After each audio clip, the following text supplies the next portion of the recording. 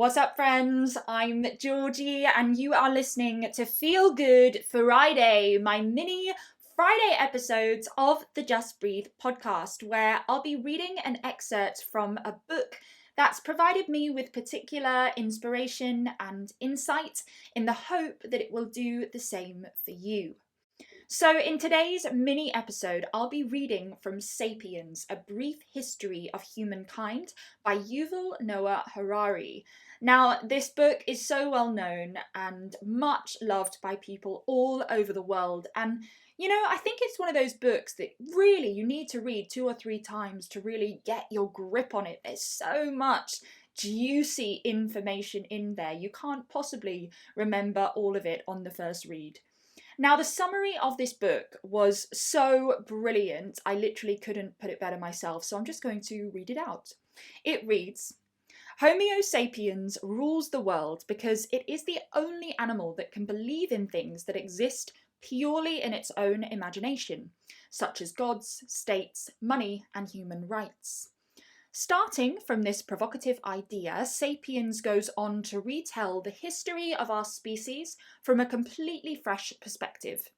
It explains that money is the most pluralistic system of mutual trust ever devised, that capitalism is the most successful religion ever invented, that the treatment of animals in modern agriculture is probably the worst crime in history, and even though we are far more powerful than our ancient ancestors, we aren't much happier.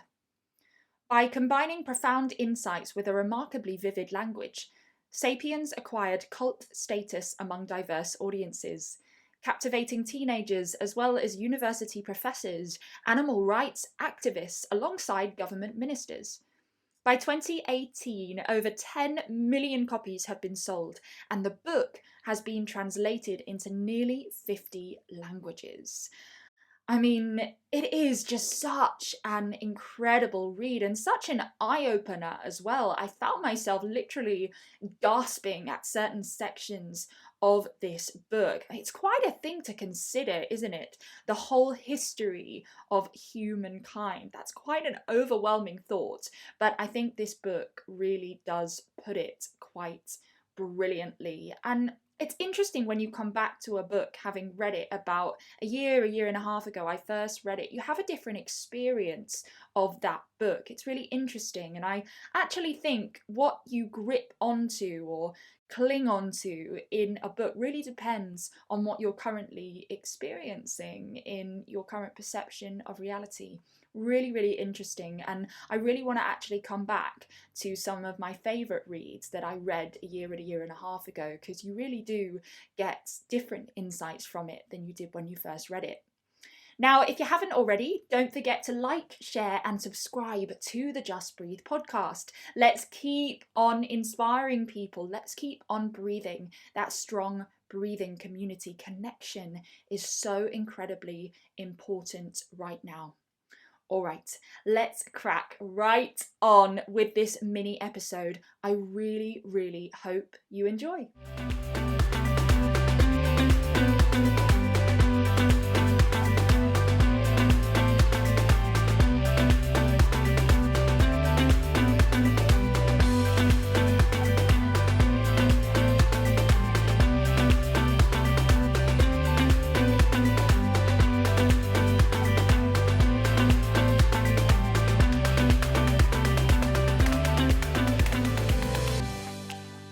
So this is from chapter 1, An Animal of No Significance, and the section is called The Cost of Thinking. Despite their many differences, all human species share several defining characteristics. Most notably, humans have extraordinarily large brains compared to other animals. Mammals weighing 60 kilograms have an average brain size of 200 cubic centimeters. The earliest men and women 2.5 million years ago had brains of about 600 cubic centimeters. Modern sapiens sport a brain averaging 1,200 to 1,400 cubic centimeters. Neanderthal brains were even bigger. That evolution should select for larger brains may seem to us like, well, a no-brainer. We are so enamored of our high intelligence that we assume when it comes to cerebral power, more must be better. But if that were the case, the feline family would also have produced cats who could do calculus, and frogs would by now have launched their own space program. Why are giant brains so rare in the animal kingdom? The fact is that a jumbo brain is a jumbo drain on the body. It's not easy to carry around, especially when encased inside a massive skull. It's even harder to fuel. In Homo sapiens, the brain accounts for about 2 to 3% of total body weight, but it consumes 25% of the body's energy when the body is at rest. By comparison, the brains of other apes require only 8% of rest time energy. Archaic humans paid for their large brains in two ways. Firstly, they spent more time in search of food. Secondly, their muscles atrophied. Like a government diverting money from defense to education, humans diverted energy from biceps to neurons. It's hardly a foregone conclusion that this is a good strategy for survival on the savannah. A chimpanzee can't win an argument with a Homo sapiens, but the ape can rip the man apart like a rag doll. Today, our big brains pay off nicely, because we can produce cars and guns that enable us to move much faster than chimps and shoot them from a safe distance instead of wrestling. But cars and guns are a recent phenomenon. For more than 2 million years, human neural networks kept growing and growing. But apart from some flint knives and pointed sticks, humans had precious little to show for it. What then drove forward the evolution of the massive human brain during those 2 million years? Frankly, we don't know. Another singular human trait is that we walk upright on two legs. Standing up. It's easier to scan the savannah for game or enemies, and arms that are unnecessary for locomotion are freed for other purposes, like throwing stones or signalling.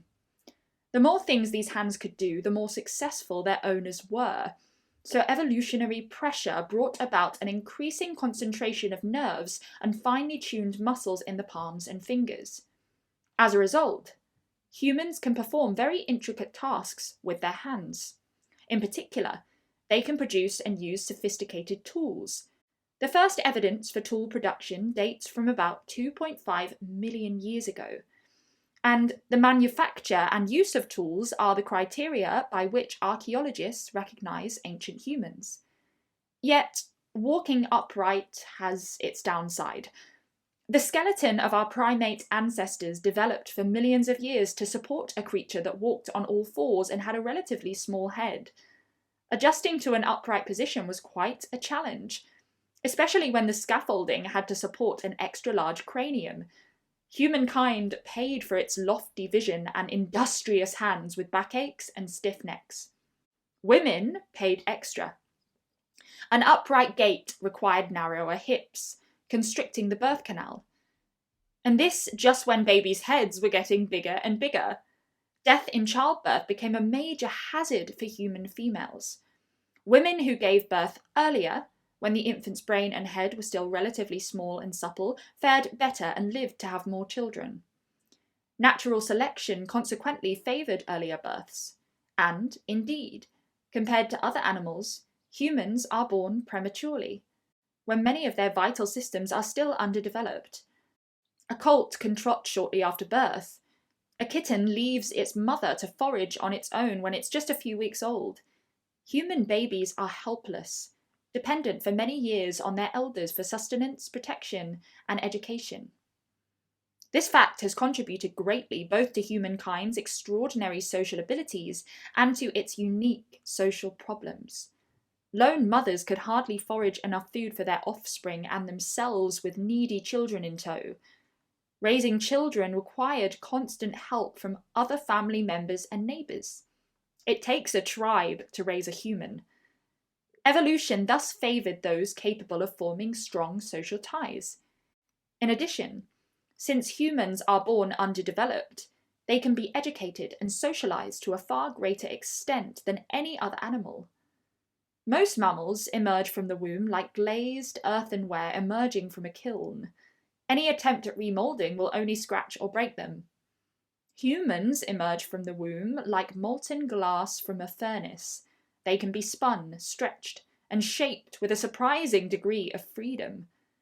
This is why today we can educate our children to become Christian or Buddhist, capitalist or socialist, warlike or peace-loving. We assume that a large brain, the use of tools, superior learning abilities, and complex social structures are huge advantages. It seems self-evident that these have made humankind the most powerful animal on Earth. But humans enjoyed all of these advantages for a full 2 million years, during which they remained weak and marginal creatures. Thus, humans who lived 1 million years ago, despite their big brains and sharp stone tools, dwelt in constant fear of predators, rarely hunted large game, and subsisted mainly by gathering plants, scooping up insects, stalking small animals, and eating the carrion left behind by other more powerful carnivores. One of the most common uses of early stone tools was to crack open bones in order to get the marrow. Some researchers believed this was our original niche. Just as woodpeckers specialize in extracting insects from the trunks of trees, the first humans specialized in extracting marrow from bones. Why marrow? Well, suppose you observe a pride of lions take down and devour a giraffe. You wait patiently until they're done. But it's still not your turn because first the hyenas and jackals, and you don't dare interfere with them, scavenge the leftovers. Only then would you and your band dare approach the carcass, look cautiously left and right, and dig into the edible tissue that remained. This is a key to understanding our history and psychology. Genus Homo's position in the food chain was, until quite recently, solidly in the middle. For millions of years, humans hunted smaller creatures and gathered what they could, all the while being hunted by larger predators. It was only 400,000 years ago that several species of man began to hunt large game on a regular basis, and only in the last 100,000 years, with the rise of Homo sapiens, that man jumped to the top of the food chain. That spectacular leap from the middle to the top had enormous consequences. Other animals at the top of the pyramid, such as lions and sharks, evolved into that position very gradually over millions of years. This enabled the ecosystem to develop checks and balances that prevent lions and sharks from wreaking too much havoc. As lions became deadlier, so gazelles evolved to run faster, hyenas to cooperate better, and rhinoceroses to be more bad-tempered. In contrast, humankind ascended to the top so quickly that the ecosystem was not given time to adjust. Moreover, humans themselves failed to adjust. Most top predators of the planet are majestic creatures. Millions of years of dominion have filled them with self-confidence. Sapiens, by contrast, is more like a banana republic dictator. Having so recently been one of the underdogs of the savannah, we are full of fears and anxieties over our position, which makes us doubly cruel and dangerous. Many historical calamities, from deadly wars to ecological catastrophes, have resulted from this over-hasty jump. Oh, the last bit of that section really gets me. And of course, all things global warming and climate change come to mind. It's quite at the forefront of the media right now.